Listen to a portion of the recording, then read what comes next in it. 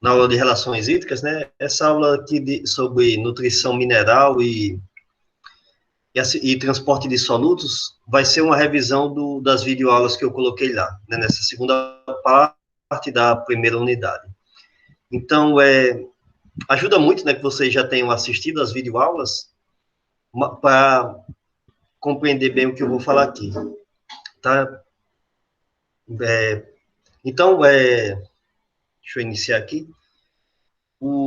A parte de nutrição mineral, vocês vão observar aqui que ela está muito relacionada com a parte de relações hídricas, porque é um efeito que acaba acontecendo devido à interação das raízes com o solo. Então, acabam, muita coisa do que a gente viu lá, a gente acaba vendo aqui também. Então, de início, né, nas videoaulas, para quem já viu lá, eu coloco umas tabelas sobre quantidades de elementos minerais presentes nas plantas. Vocês observam que tem diversos elementos da tabela periódica que não são essenciais para plantas, e essa proporção também que está presente nos tecidos vegetais varia muito, né? Então, aquela tabela ali, na verdade, é uma média, mas é uma média, mas, por exemplo, vão ter variações de espécie para espécie de planta. Tá? Tem plantas que, por exemplo, vão ter proporcionalmente mais nitrogênio, outras mais potássio, né, e daí vai. Isso também serve para os elementos presentes em quantidade muito menor, que a gente normalmente chama de micronutrientes, quanto para aqueles em quantidade maior, que são chamados de macronutrientes. Bom, a importância de elementos minerais, tá? Que às vezes a gente tem uma tendência de confundir um pouco, não está ligado à quantidade, não, tá? Porque um elemento mineral presente em quantidade muito pequena, como por exemplo ferro ou zinco, eles são essenciais para plantas. O que é um elemento essencial, né? Eu defini isso lá. A definição mais usada é aquela em que diz assim: um elemento é essencial se a planta não consegue completar o seu ciclo de vida na ausência daquele elemento.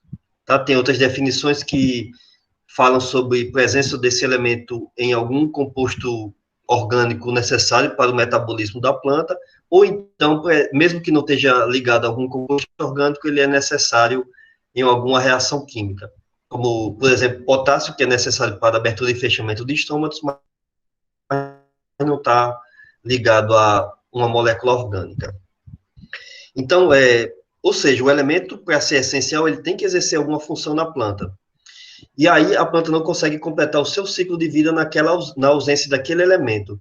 Então, bem antes de definir todos os elementos que são ou não essenciais, Liebig, ele fez uma analogia com um barril, em que se fosse colocado diversas madeiras ali, né, para fechar o barril, aquela que tivesse em menor tamanho seria a limitante para a produção máxima da planta, ou para o crescimento máximo, né, depende do que a gente queira avaliar. Então, isso não tem a ver com a quantidade em si do elemento, tem a ver com a quantidade que a planta necessita e que está conseguindo obter em relação ao meio em que ela está presente. Por exemplo, nesse esquema que eu estou mostrando aqui, o elemento limitante é o potássio.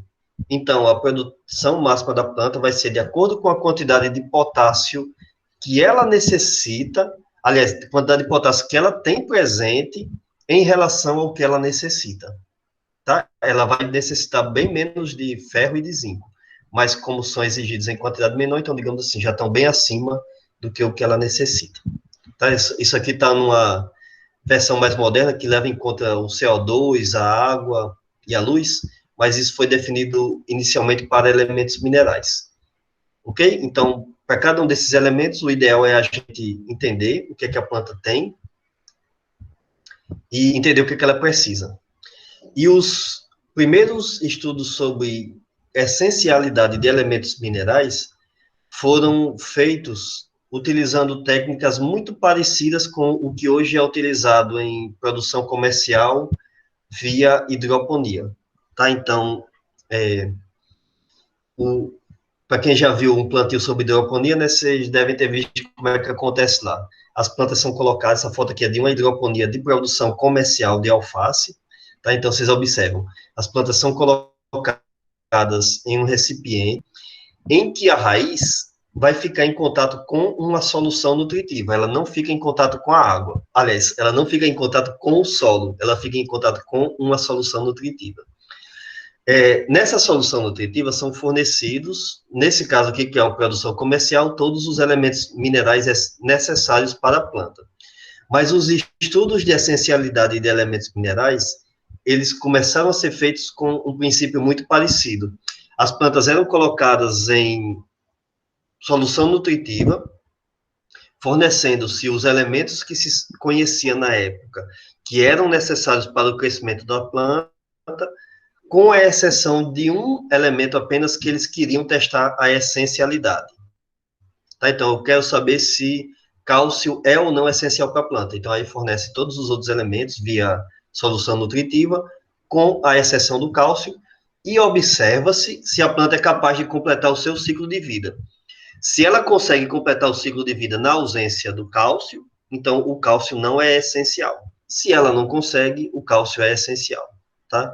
Então, daí se for estudando um por um, né, desses elementos, até entender quais que eram essenciais ou não, isso possibilitou depois o desenvolvimento da técnica de hidroponia. Alguns desses elementos, eles demoraram muito a ser descobertos, então, por exemplo, os elementos exigidos em quantidade muito pequena, eles, às vezes, estavam presentes nas reservas da semente, e aquela quantidade muito pequena já era suficiente para que a planta completasse todo o seu ciclo de vida, e, inclusive, às vezes, para uma próxima geração. Então, produzia novamente sementes e a quantidade já era suficiente também. Então, por exemplo, o níquel demorou muito a ser descoberto por causa disso. É exigido em uma quantidade tão pequena que era difícil fazer estudos com solução nutritiva. Até porque também os reagentes de início, eles tinham contaminações, tá? Então, às vezes, você vai fornecer um sal contendo nitrogênio, ele já vem com um pouquinho ali de resíduo de níquel, que já é suficiente para que a planta complete o seu ciclo de vida. Tá? Então, demorou muito a ser descoberto, e na prática, nenhuma planta em condição natural vai ter deficiência de níquel, né? Porque qualquer traço que tem lá no solo já é suficiente para que a planta complete seu ciclo de vida. Mas isso é interessante para a gente entender também a parte da fisiologia, né? Onde é que esses elementos vão estar presentes e quais as funções que eles vão estar exercendo lá nas plantas. Bom, então, baseado nisso, né, entendendo quais que são os elementos essenciais ou não, a gente parte para uma outra coisa interessante que dá para ser obtida a partir do estudo com cultivo de plantas em solução nutritiva, tá? Que é sintomas de deficiência. Eu coloquei lá nas videoaulas algumas fotos com sintomas de deficiência em espécies diferentes de plantas. E vocês devem ter percebido que entre espécies os sintomas variam, né? Então, tem algumas características que se repetem, mas tem outras que são diferentes dependendo da espécie. Então, tem até essas figuras gerais, né, que a gente encontra, às vezes, para servir de guia, mas tenham calma, tá? Não se baseie 100% nelas, não, porque o sintoma de deficiência, ele vai variar de espécie para espécie de planta. Por que que varia? Porque cada planta tem o seu metabolismo próprio e tem as suas exigências próprias também. Então, se uma planta, por exemplo, exige menos nitrogênio do que outra, então, com certeza, o sintoma de deficiência vai demorar a aparecer naquela que exige menos. Tá? Dependendo do local em que elas vão estar sendo cultivadas. Tem, às vezes, um sintoma, a planta está sofrendo, já está diminuindo a produtividade, mas o sintoma não consegue ser detectado. Como em alguma outra espécie, ele é mais facilmente detectado. Então, por isso que, se a gente quer fazer realmente uma análise sobre sintomas de deficiência, aí você tem que fazer essa análise para a espécie que você está trabalhando, né? Então, estou cultivando milho, estou cultivando soja, então, para cada uma delas, você vai tentar entender isso, né? E aí a gente tem sorte porque nos manuais, nos livros, já tem todas as fotos, né, mostradas ali. E tem uma coisa melhor ainda, que são os aplicativos para smartphone e tablets, que aí você vai encontrar lá, de acordo com a planta que você está trabalhando, fotos, né? Às vezes você pode fazer análise de imagem, você tira uma foto da sua planta e aí manda para um banco de dados lá que eles analisam a imagem e dão uma probabilidade de ser ou não a ausência de um determinado elemento mineral, com o cuidado de que às vezes quando a gente tira a foto, altera a cor, né? Altera às vezes o filtro ali que a câmera está pegando, então isso pode causar erros, mas assim, dá uma ajuda. Qual que é a coisa mais precisa, né? Eu estou com dúvida se a minha planta está com deficiência mineral. Então, o que é que a gente faz? A gente coleta uma amostra de folhas e manda para um laboratório fazer análise química. É aquela história, né? Eu tô com sintomas de alguma doença no meu corpo, o que é que um médico vai exigir? Um exame para saber o que é que... Ele, às vezes, tem até uma ideia do que é, né? Mas ele pede um exame para confirmar.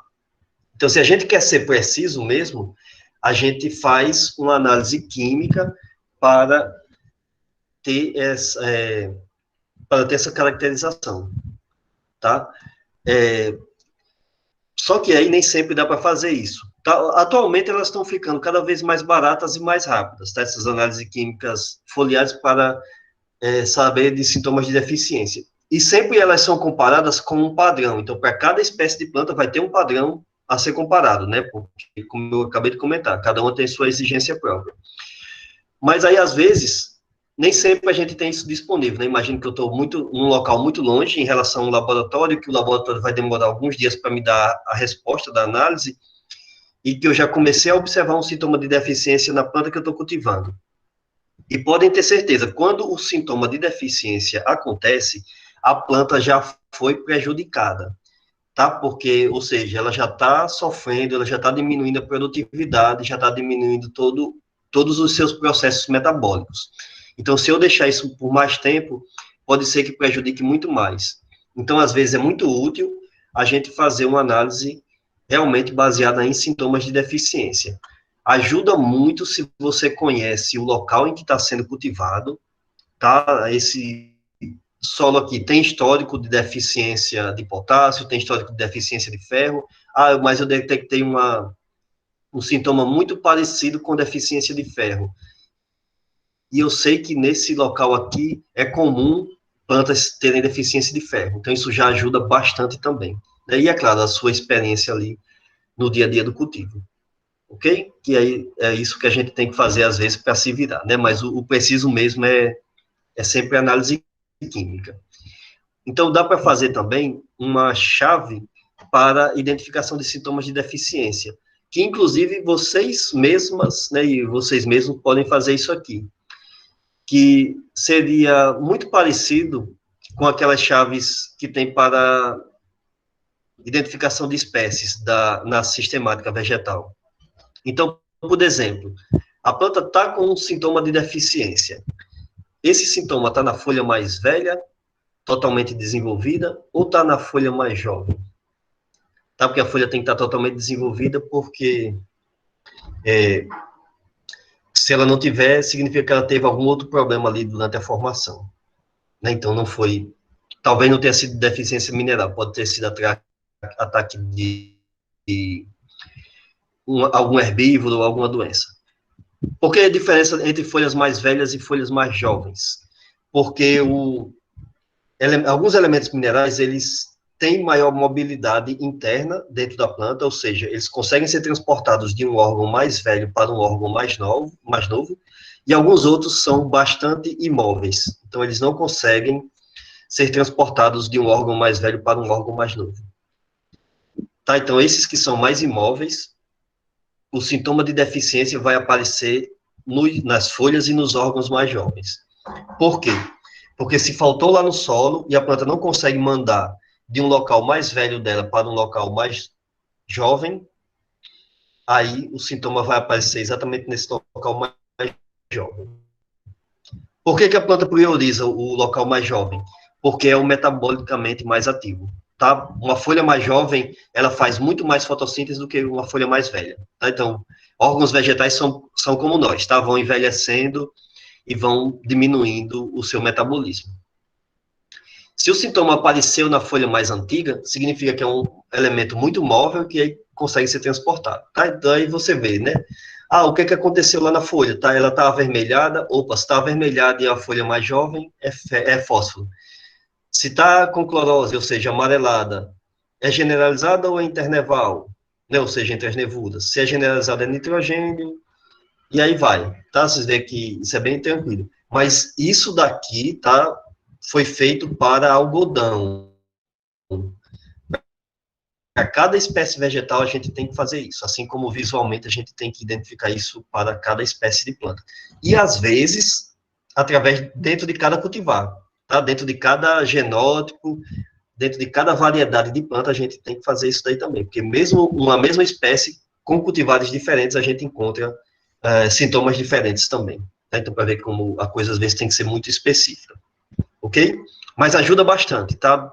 Ajuda quando a gente não consegue fazer análise química e precisa fazer uma adubação rápida para evitar prejuízos maiores, ajuda a entender os sintomas de deficiência. Eu não me prolonguei muito lá nas videoaulas, porque para cada espécie de planta, né, vão ter suas características específicas. Bom, uma outra coisa que eu comentei também aqui, já passando para a parte de absorção de nutrientes, é o efeito que as raízes vão provocando no solo a partir do momento em que elas vão crescendo. Tá? Então, deixa eu revisar um pouquinho isso daqui. Em primeiro lugar, aquele mesmo princípio que eu falei que eu falei lá em relações hídricas, tá? De que a parte da raiz que absorve mais água é a parte mais jovem. Deixa eu só permitir aqui que eu tinha esquecido. Então, aquilo lá que eu falei, né, de que a parte da raiz que absorve mais água é a região mais jovem, bem próximo ao ápice, e que é exatamente o local que tem os pelos radiculares, aquele mesmo princípio aí, ali serve para a absorção de nutrientes minerais. Tá? Então,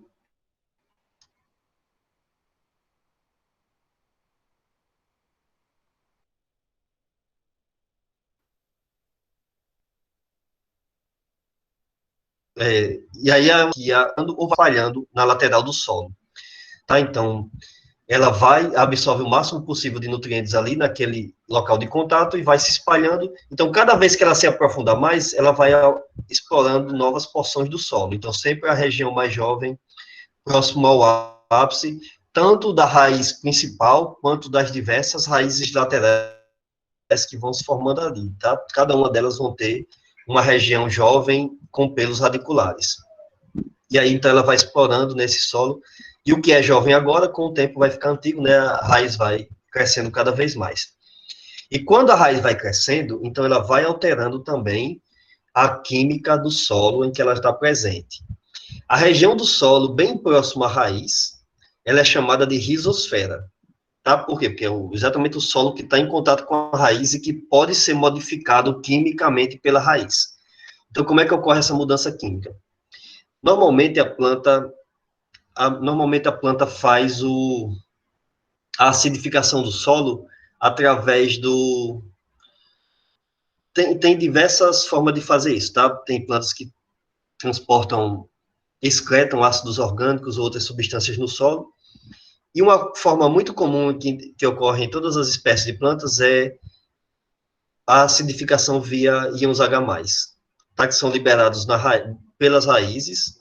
E esses íons H+, eles são trocados por elementos de carga positiva nas partículas do solo. Nesse meu esquema que eu tentei desenhar aqui, a gente tem uma troca de íons H+ por potássio, tá? Que tem uma carga positiva também. Então, partículas de argila, elas vão tender a atrair elementos com carga positiva. Então, por exemplo, o potássio estava presente no solo, mas não estava disponível para a planta. Ela vai deixar ele disponível trocando os íons H+ por potássio, ok? E daí o potássio, o potássio, qualquer elemento mineral com carga positiva, ele vai poder ser absorvido pela planta. Mas, para fazer isso, ocorre gasto de energia, que é o que eu tentei desenhar aqui à esquerda. Tá? Imagine que isso daqui é uma célula epidérmica da raiz, esse retângulo aqui, em que ela está liberando íons H+, no solo, só que para fazer isso, ela faz através de proteínas transportadoras, que são ATPases, tá? Ou as chamadas bombas de ATP ou bombas de H+. Então, ocorre com gasto de energia, ok? Vai liberar o potássio, mas tem que gastar energia nesse processo. Uma outra coisa que acontece é a geração do potencial de membrana. Potencial de membrana existe em todas as membranas plasmáticas, tá? Desde células da folha, do caule e de raízes também. Mas no caso de raízes, isso aqui é muito interessante, porque o potencial de membrana, ele facilita a absorção de muitos elementos minerais, principalmente aqueles que têm carga positiva. Por quê? Porque a produção, o acúmulo de íons H+, do lado externo da membrana plasmática, faz com que predominem cargas positivas desse lado aqui e, consequentemente, cargas negativas no interior da célula. Então, daí, isso gera um potencial elétrico na membrana plasmática, tá? Então, quando a gente estuda a absorção de nutrientes minerais, a gente diz que o que está acontecendo ali, aliás, para um elemento ser absorvido, ele vai ser absorvido ou a favor ou contra um potencial eletroquímico. O que é isso, tá? Quando eu falei sobre relações hídricas, vocês lembram, né, que eu falei que para que plantas absorvam água, o transporte vai ter que ocorrer a favor do gradiente de potencial hídrico, e sempre do local com maior potencial hídrico para o local com menor potencial hídrico, ou seja, a favor do gradiente de energia. Para a absorção de nutrientes minerais é a mesma coisa. O transporte, ele ocorre a favor de gradiente de potencial eletroquímico. Aliás, é também a favor do gradiente de energia. Só que para calcular a energia aqui, a gente leva em conta o potencial eletroquímico. Por quê? Porque a gente vai estar levando em conta concentração do soluto. Então, imagine que a planta está absorvendo potássio. Para saber se esse potássio vai estar sendo absorvido a favor ou contra o seu gradiente de energia, então a gente tem que calcular a concentração de potássio do lado externo e do lado interno das células epidérmicas da raiz, e tem que calcular também as cargas elétricas totais, não apenas do potássio, tá? De todas as cargas elétricas do lado externo da célula da epiderme que está absorvendo e do lado interno. Então, como predominam cargas positivas do lado externo, mesmo que às vezes tenha uma concentração maior de potássio do lado interno, pode ser que o transporte aconteça a favor do gradiente de energia, tá? Porque aí, como tem mais cargas negativas na parte interna, ele vai para o local que tem mais cargas negativas. Ok? Então, isso torna um pouquinho mais complexo, né, mas ajuda a gente a entender a parte energética da absorção de nutrientes. Então, daí eu comecei falando lá sobre transporte ativo e transporte passivo, né? O que é transporte passivo? É um transporte a favor do gradiente de energia, ou seja, a favor do gradiente eletroquímico. O que é transporte ativo? É o transporte contra o gradiente eletroquímico. O transporte, então, de muitos solutos de carga positiva, ele acontece de forma passiva. Ele é a favor do gradiente eletroquímico. Aí a gente pergunta, mas a planta está gastando energia? Aí é que às vezes confunde, tá? A planta está gastando energia sim, porque ela gasta energia para mandar os íons H+ para fora da célula e para gerar o potencial de membrana. É um transporte a favor do gradiente eletroquímico, mas com gasto de energia. Quando é a absorção de íons com carga negativa, aí ocorre também com gasto de energia, ok? Então, acaba que todos os dois tipos de transporte, eles precisam de energia para acontecer nas raízes das plantas. E como ocorrem com gasto de energia, tem uma coisa que às vezes pode ser problema, que é a presença ou não de oxigênio no solo, tá? Um solo encharcado, por exemplo, ele vai ter... Onde é que o oxigênio se acumula no solo? Vai ser entre as partículas do solo, nos locais lá que vai ter formando poros, tá? Então, em uma planta que... Só aqui uma dúvida. Então, uma planta que está... Aliás, um solo encharcado, isso significa que todos os poros vão estar preenchidos por água, e aí não vai ter espaço para o oxigênio ali presente. E se faltar oxigênio, qual que é o problema para a planta? É que as raízes, elas não vão poder fazer respiração aeróbica. Para quem viu lá nas disciplinas de bioquímica, vocês viram que respiração aeróbica permite uma produção muito maior de energia do que respiração anaeróbica. Então, por isso que um solo encharcado, a planta, mesmo que às vezes... De onde é que vem essa energia, né? A raiz, ela não produz energia, mas a energia vem da parte aérea, de onde está fazendo fotossíntese, vem via açúcares transportados pelo floema e que precisam ser utilizados lá na raiz. E aí essa energia ela vai ser obtida via respiração das células da raiz. Mas se não tiver oxigênio, elas não vão conseguir converter de forma adequada os açúcares que estão chegando em energia na forma de ATP, consequentemente não vão transportar íons H+, não vão gerar um potencial de membrana ali suficiente para a absorção de diversos elementos minerais. E também não vão ter energia suficiente para a absorção dos ânions. Ou seja, a planta vai começar a sofrer. Professor? Opa. Nesse caso, para plantas terrestres, e no caso das plantas aquáticas, como é que ela faz respiração aeróbica, não? Como é que funciona? Pois é. Ela faz pelo seguinte, tá? Por exemplo, plantas aquáticas, plantas de mangue, e outras plantas que conseguem sobreviver em local encharcado, o que é que elas fazem? Elas produzem um tecido especial que transporta oxigênio até a raiz, tá? Porque se faltar oxigênio, gera problema. Na hidroponia, como é que o pessoal faz? Eles oxigenam aquela água da solução nutritiva. Tem aquelas bombinhas de aquário, né, que é para oxigenar lá para os peixes, às vezes utiliza também aquilo ali na hidroponia. Então, essas plantas aquáticas, elas vão ter um tecido, ou através do caule, que ele vai conectar a parte aérea até a raiz. Tá? Isso é chamado de aerênquima, para exatamente mandar oxigênio até a raiz. Algumas plantas de mangue, elas crescem a raiz para cima, né? Talvez você já tenha observado.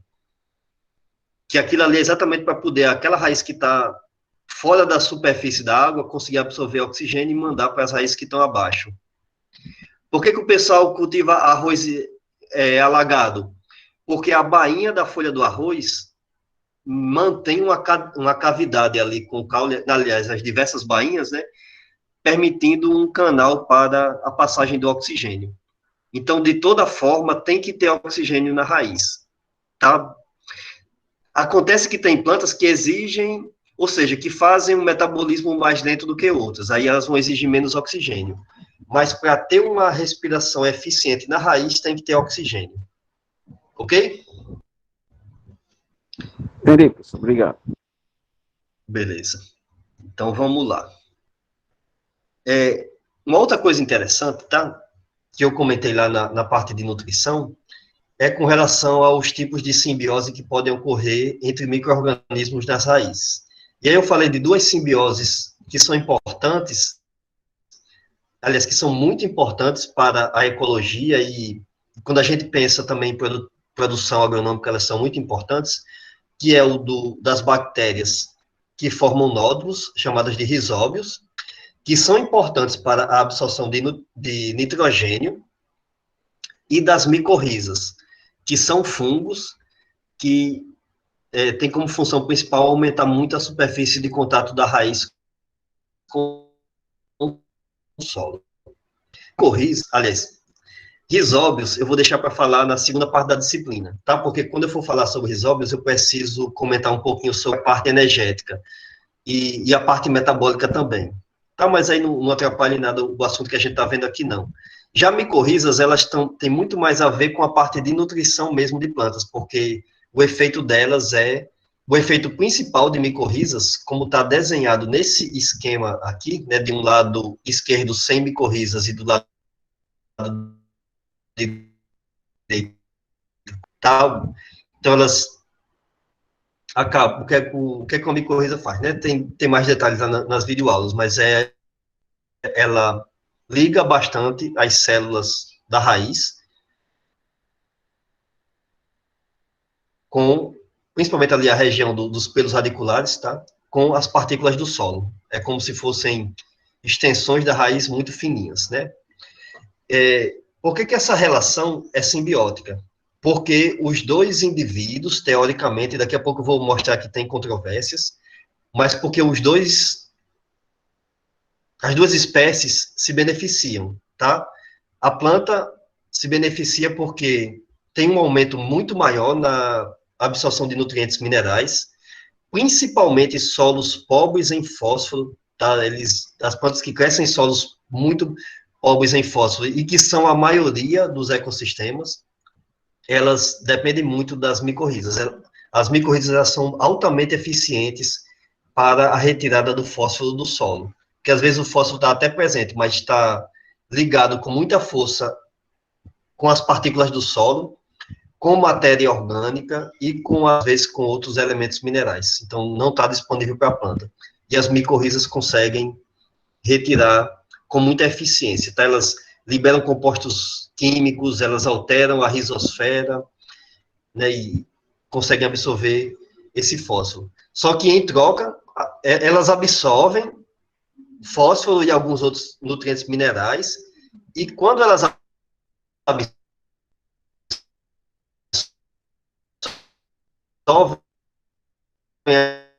elas fornecem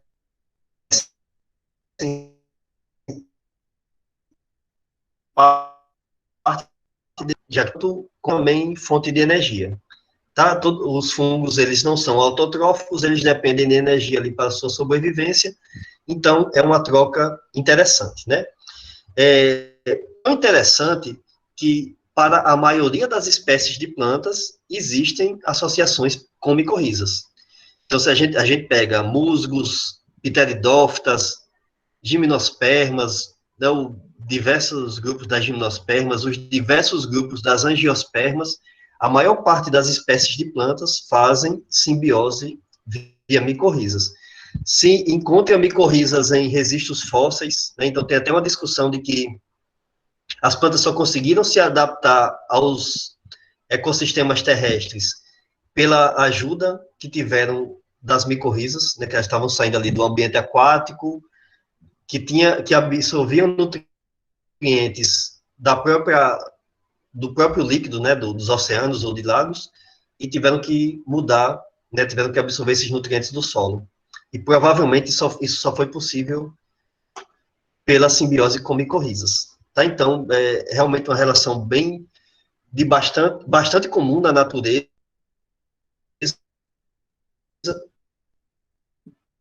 ecológicos em locais naturais, se observa que, para a grande maioria das plantas, a produtividade, o estabelecimento, o crescimento e também a competição, ela ocorre de forma muito mais eficiente quando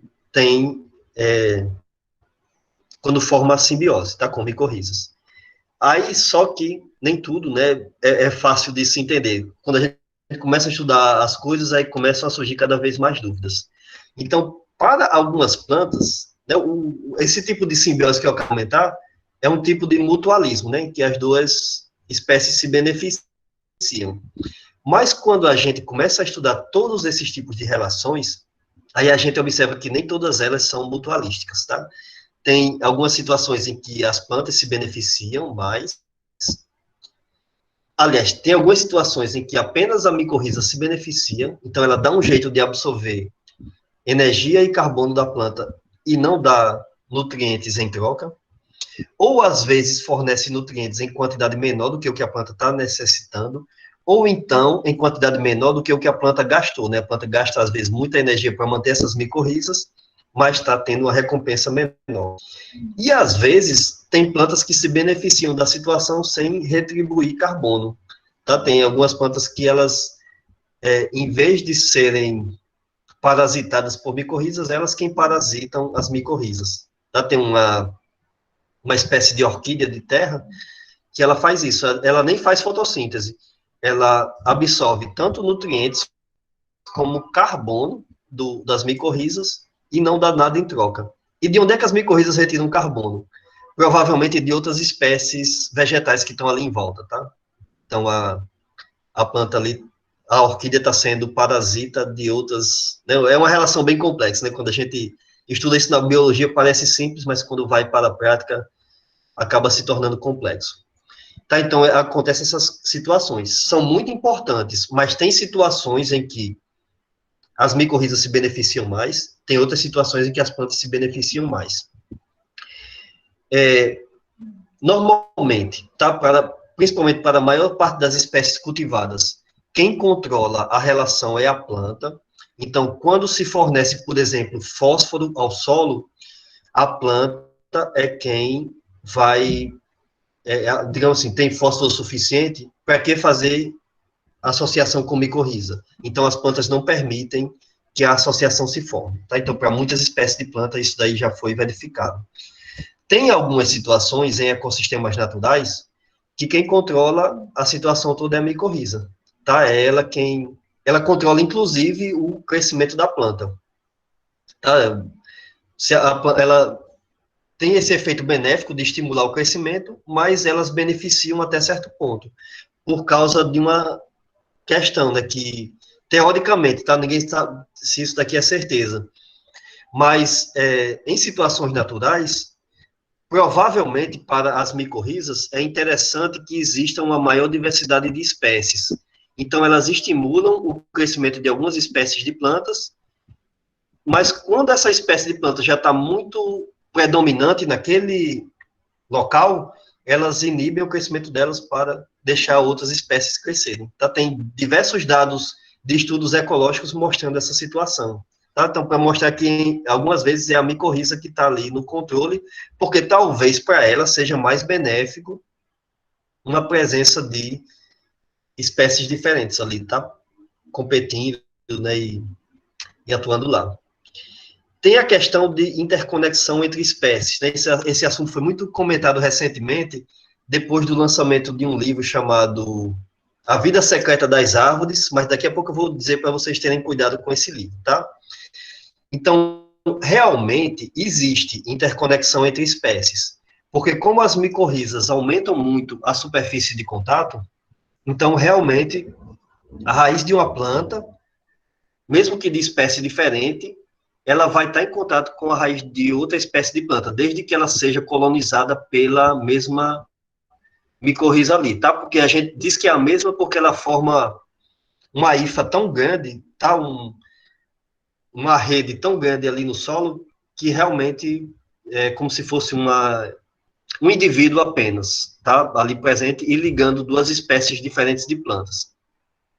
Então, essa interconexão realmente existe, e daí já foi verificado, apesar de que tem controvérsia também com relação a isso, de que pode haver transferência tanto de carbono como nitrogênio, fósforo e até água entre indivíduos diferentes, até de espécies diferentes de plantas, tá?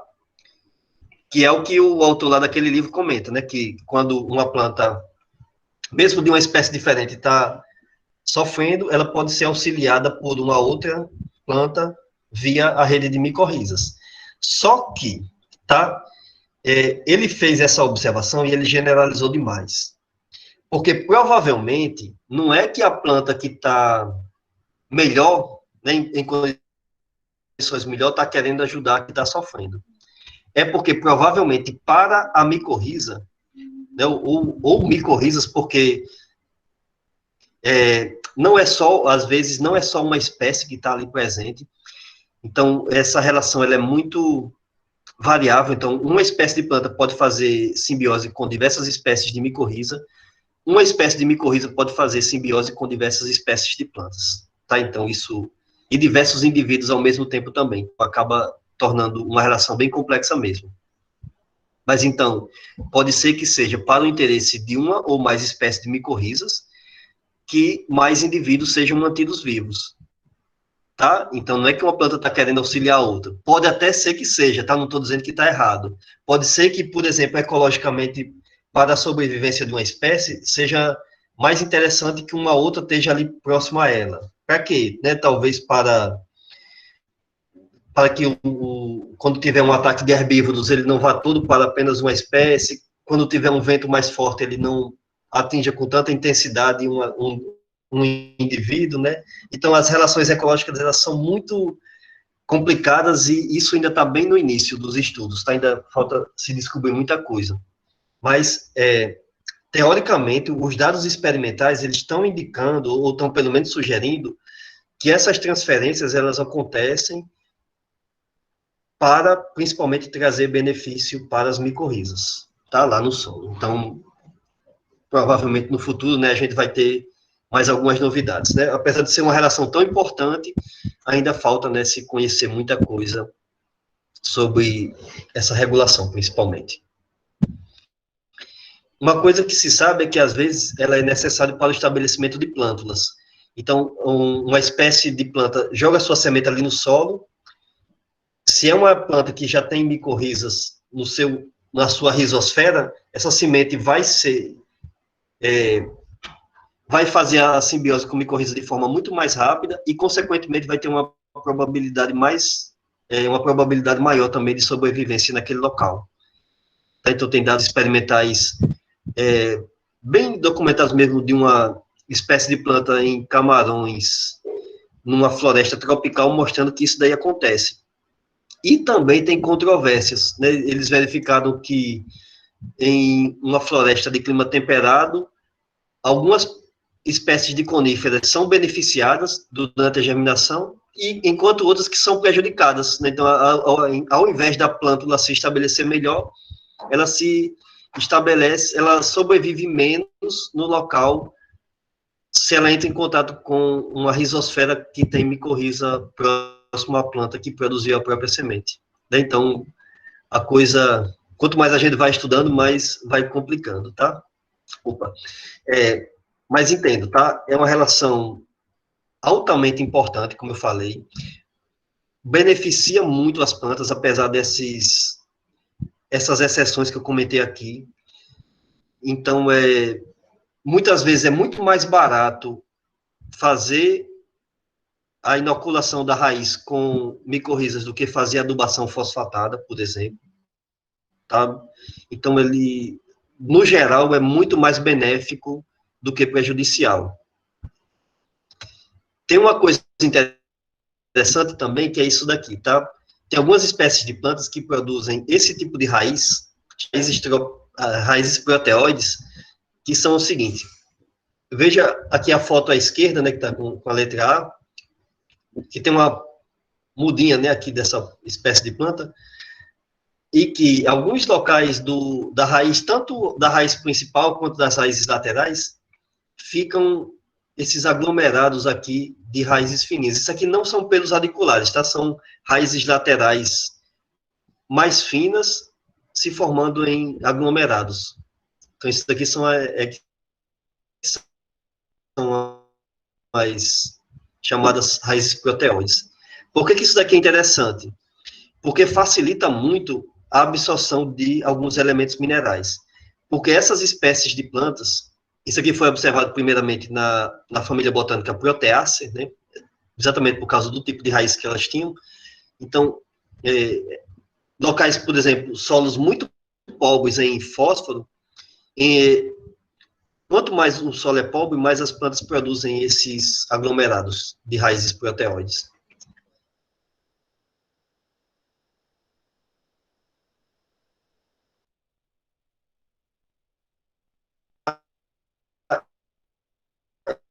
elas liberam compostos que são compostos químicos que são liberados no solo, absorvem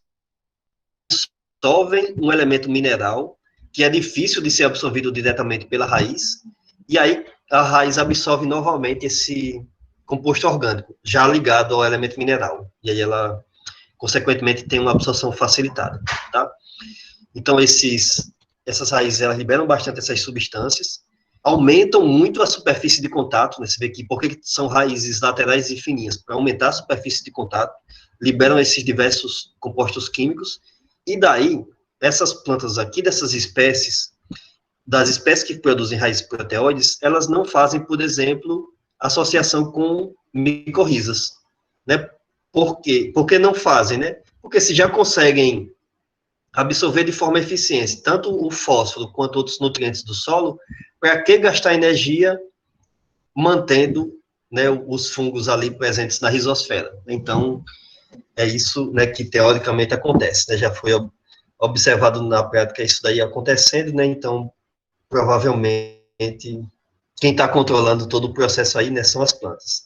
Então, elas são muito comuns em ecossistemas extremamente pobres em fósforo, tá? Por que eu falo sempre em fósforo, né? Porque o fósforo, ele é um desses elementos minerais difíceis de serem obtidos pela planta, né? Normalmente ele está ligado a, a diversas partículas do solo, né, e difíceis de serem absorvidos. Aí a planta tem que acabar fazendo isso para facilitar a sua absorção.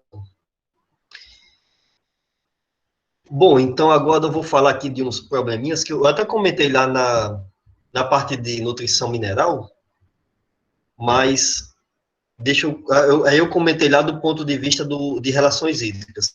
E agora eu vou comentar sobre o ponto de vista de absorção de elementos minerais.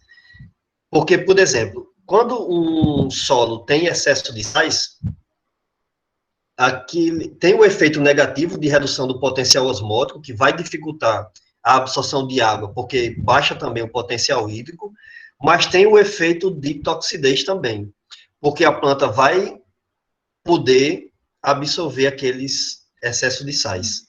Ah, mas as plantas têm proteínas transportadoras que controlam os elementos que vão ser absorvidos.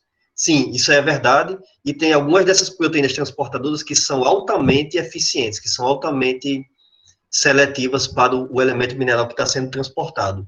Só que, às vezes, quando tem excesso de alguns outros elementos minerais, isso daí acaba afetando a absorção, tá? Então, é o caso aí de muitos solos salinos, e aí, por exemplo, um solo com muito cloreto de sódio ou algum outro sal, não tem jeito, a planta vai absorver alguns desses sais em excesso e vai causar toxidez, mesmo que às vezes sejam elementos essenciais para a planta, mas se ela absorve além da quantidade, além de uma faixa ótima, né, que ela vai ter, ela vai começar a ter problema de toxidez. Como é que as plantas se livram da toxidez por salinidade? Então, tem basicamente 3 formas de se livrar, tá? Elas podem ter um sistema mais eficiente ainda de controle da absorção de nutrientes. Isso aí permite que elas sobrevivam até um determinado nível de sal no solo. Elas podem, ao absorver os sais, acumular eles em vacúolos. Isso daí vai ter um limite também, né? Porque vai ter uma hora que ela vai acumular tanto sal que não vai ter capacidade de armazenar mais. Então, tem um aluno pela manhã comentou uma estratégia interessante de uma planta de mangue, em que ela acumula em folhas, e aí depois ela perde essas folhas. É claro que a folha vai cair no solo, né, e vai continuar o solo presente ali no ambiente, mas pelo menos ela consegue sobreviver ali naquela situação. As plantas, às vezes, quando crescem muito, aí elas têm muito tecido para diluir o excesso de sais. E se é uma planta que cresce menos, ela vai ter mais dificuldade. E tem uma outra estratégia que é eliminar, tá? Absorve, ao invés de acumular, ela vai eliminando ou nas próprias raízes ou nas partes aéreas, tá? Nas folhas. Ou então, tem plantas que utilizam, né, para sobreviver em ambientes salinos, de todas as estratégias possíveis, tá? Então, mesmo a gente tendo toda a eficiência no transporte de nutrientes, mas salinidade, né, acaba sendo problema porque o excesso, né, e a interação, tá, porque também esses nutrientes que estão ali no solo, eles vão interagir uns com os outros, e pode ser que às vezes o solo tem até, por exemplo, potássio disponível, mas ele vai estar interagindo com outros elementos minerais ali e vai ficar indisponível para plantas, tá, então são diversos problemas que podem ser ocasionados. Comentei sobre o pH do solo, né, lá na videoaula, e o pH, além de ser interessante para disponibilizar certos elementos minerais, ele é interessante também com relação ao alumínio. Tá, vocês viram lá, né, que tem, por exemplo, uma faixa ideal de pH, que é levemente ácido. Quando é muito ácido, a maior parte dos elementos minerais não ficam disponíveis para a planta. Quando é muito alcalino, eles também não ficam disponíveis. E quando o solo é muito ácido, ainda tem um problema maior, que é que o alumínio ele fica muito disponível, ele fica muito livre lá no solo. E alumínio ele não é essencial para plantas, mas como ele fica em quantidade muito alta, as plantas acabam absorvendo em excesso. E aí vai causando problema de toxidez. Isso daqui são mudas de café, que aí vocês observam, tá? Uma relação entre alumínio e fósforo. Sempre que a relação entre alumínio e fósforo vai aumentando, o crescimento, tanto da parte aérea quanto do sistema radicular, vai diminuindo. Então, é muito comum, tá? O alumínio é um dos elementos minerais aí mais comum, né, nos solos de todos os ecossistemas. Acontece que, normalmente, ele não fica ao ponto de causar toxidez, por causa do pH mais equilibrado, né, mais dentro da faixa que as plantas preferem. Mas tem solos extremamente ácidos que o alumínio causa toxidez. Aí como é que o pessoal resolve esse problema? Fazendo a calagem, tá? Aplicando calcário para alterar lá o nível de alumínio dos... Aliás, quando aplica calcário, que eleva um pouco o pH, aí o alumínio já não fica tão disponível, então, consequentemente, já não vai causar tanto efeito de toxidez em plantas. Uma outra coisa que acontece, que pode ser problema para plantas, é a presença de metais pesados. E para nós também, tá? E para quem está consumindo a planta também. Então, aqui é um exemplo de um metal pesado, tá? O cádmio, que é o CD, né, na tabela periódica, em que ele não é essencial, a planta não precisa de cádmio para nada, mas tem solos que são tóxicos, principalmente locais próximos a indústrias, locais que foram usados por mineração e que foram abandonados às vezes, então aí fica às vezes muito resíduo de metais pesados, entre eles pode ser que tenha excesso de cádmio lá. É o que acontece, as plantas vão absorvendo e vão atrapalhando o seu crescimento.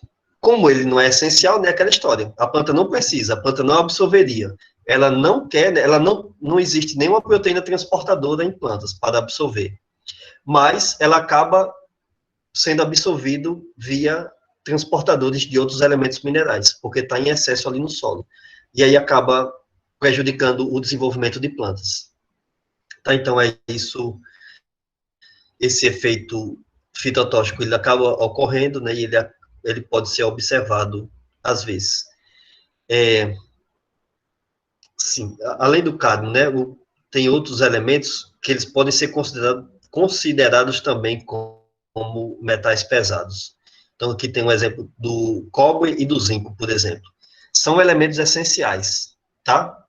Mas vejam que quando eles vão ficando em quantidade muito elevada, tá? Tem aqui um aumento de zinco em uma quantidade muito além do que a planta necessita, e de cobre também, e às vezes interação entre eles, né? Vocês observam que o crescimento aqui dessas plantas de videira, tá? Isso aqui é uva, elas vão sendo prejudicadas. Tá? Então, aquela história, é um elemento essencial, mas está prejudicando. E para nós, né, humanos, então nós somos prejudicados também, tá? Quando a gente consome uma folha, né, então imagina uma hortaliça plantada em um local em que antes existia uma indústria ali, que tem metais pesados. Aí a gente vai absorver esses metais pesados. Um animal que consome aquela planta também, tá, ele vai ser prejudicado. Então, o efeito, né, que primeiramente é detectado em planta, ele vai prejudicar todo o ecossistema que vai estar ali na volta. Tá? Então, isso acaba sendo bastante problemático, tá? Para nós também, né? Se a gente for pensar do ponto de vista agronômico, né, a gente tem que ter muito cuidado com isso. Tem a questão da fitorremediação, tá? O que é isso? É o cultivo de plantas que são mais resistentes, tá? Tem algumas espécies de plantas que são mais resistentes a metais pesados do que outras, em que elas aí sim, elas conseguem ser cultivadas em alguns locais. Só que não devem ser utilizadas para consumo, nem humano nem animal. Elas devem ser descartadas em local próximo. Mas como elas conseguem absorver e conseguem crescer em determinados ambientes, o que elas fazem é uma limpeza do solo. Tá? Então, por isso que é chamado de biorremediação. Tá? Mas fora isso, é difícil, né? Conviver com isso, porque o problema desses metais pesados, a maioria deles, é que eles vão se acumulando em algumas células, né, em algumas partes do nosso corpo. E aí, na maior parte da nossa vida, a gente não percebe efeito nenhum, mas chega um ponto que aí a gente vai perceber o efeito, né, e aí já está com a saúde bastante comprometida. Né, ok, né, então isso é, no caso de plantas, dá para se detectar mais rapidamente.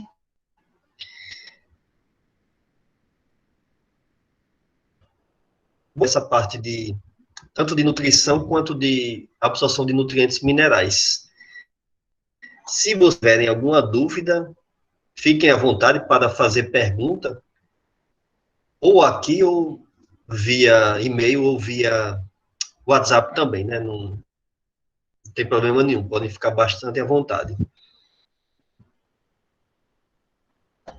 E se não, sair aqui. E se não, a gente encerra aqui, né? Então, essa aula. E é isso, né? Se ninguém tiver mais nada para fazer, uma boa tarde, né? E espero que estejam aproveitando a disciplina. Valeu, professor. Boa tarde. Só a questão dessa atividade, agora, a segunda. Elas duas companheiras